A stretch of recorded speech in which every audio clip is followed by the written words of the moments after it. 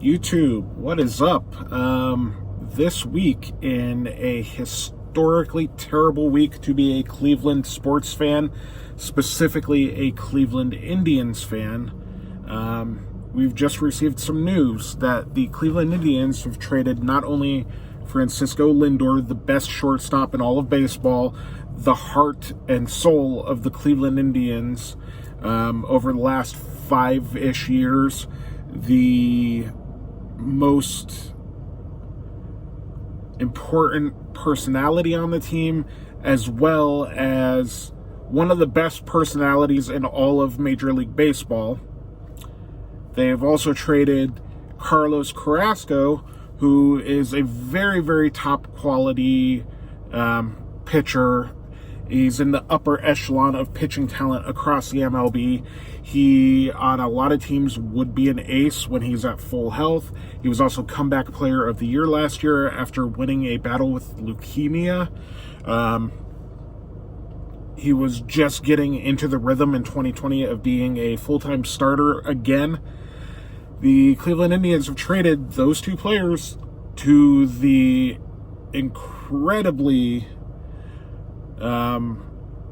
impressive New York Mets under their new ownership, and for Mets fans, that is incredible, and it's really, really interesting to see what a team looks like, or what a team can look like, when the ownership cares and gives a damn about winning games and playing baseball at a Major League Baseball level.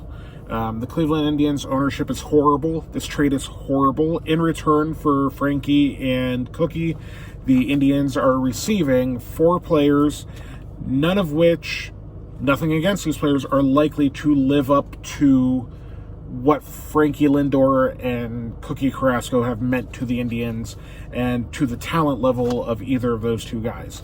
So in return for Frankie and Cookie, the Indians get Ahmed Rosario, an infielder, Isaiah Green, an outfielder. We're getting a shortstop, Andreas Jimenez, a shortstop prospect, and a pitching prospect, Josh Wolf. If none of you have heard about any of these players, or you don't know anything about these players, not many people do. I had to write their names down here in front of me so I could remember them, because at this point, at this moment in their careers, none of them are at the level, or at least half of the level, of what we should have received in return for Francisco Lindor. This is a horrible move by the Indians front office, who I can't blame entirely, because they're likely being held back by the poor ownership. Dolan needs to sell the Indians. He needs to sell the Indians and stay the hell away from baseball forever, honestly. The Major League Baseball commissioner and offices need to institute a spending floor. A salary cap in baseball isn't something that's going to happen. However, there should be a floor as to how much a team needs to spend, or how much an owner needs to spend to maintain ownership of a team, because it's a joke.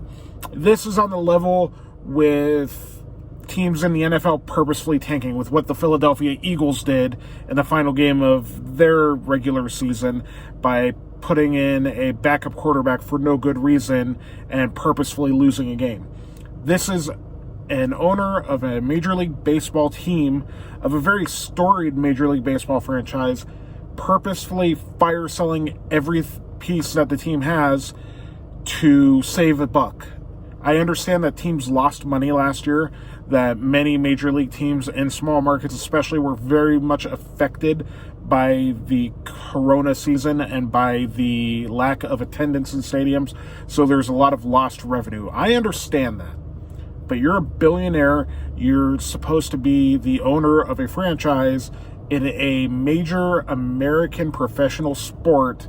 You should spend some money and try to win some games and maintain some players. I understand that you're not going to re-sign Frankie to the deal he deserves, but you didn't even try. You didn't even allow your front office to try to do anything. Or if you know you're going to let him go, get back something worthwhile.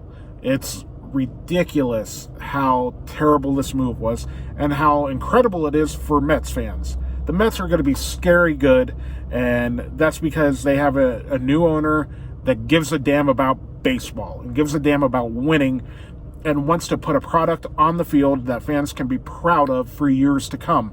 Cleveland doesn't have that. The Indians do not have that going for them. And at this point in 2021, the way things have gone this offseason and the willingness that the ownership has had to ship off incredible players for next to nothing, don't be surprised if before the trade deadline, if the season ends up starting off rocky the way it's going to because of all these terrible moves. Don't be surprised if the Indians ship off Jose Ramirez to some other team before the trade deadline and fully go into tank mode. The unfortunate reality is the Indians are great at developing pitching from young prospects and turn a lot of young pitchers into great players, and then they end up trading them off anyway. But we're terrible at developing young outfielders and infield and position players that hit the ball well. We struck gold with Frankie Lindor. We struck gold with Jose Ramirez. Aside from that, it's been rocky over the last decade of Cleveland Indians development, and the players that we're supposed to develop and supposed to turn into something, or that do turn into something, we never offer them a second contract. We never extend them in a meaningful way to build something that Clevelanders and fans of the Indians can be proud of. It's really, really unfortunate. It's terrible. It's a bad look. MLB, please step in. Please do something to prevent teams from doing this, because there have been teams around the league that have done this over and over and over and over again. The Pittsburgh Pirates are a team that just doesn't spend the money, doesn't try to build a winner, doesn't try to develop talent and build something to be proud of for their city. The same thing with the Baltimore Orioles over the past 5 years or so, if not longer. It's really difficult. There are teams that do the best in their small market and will make moves and try to do well.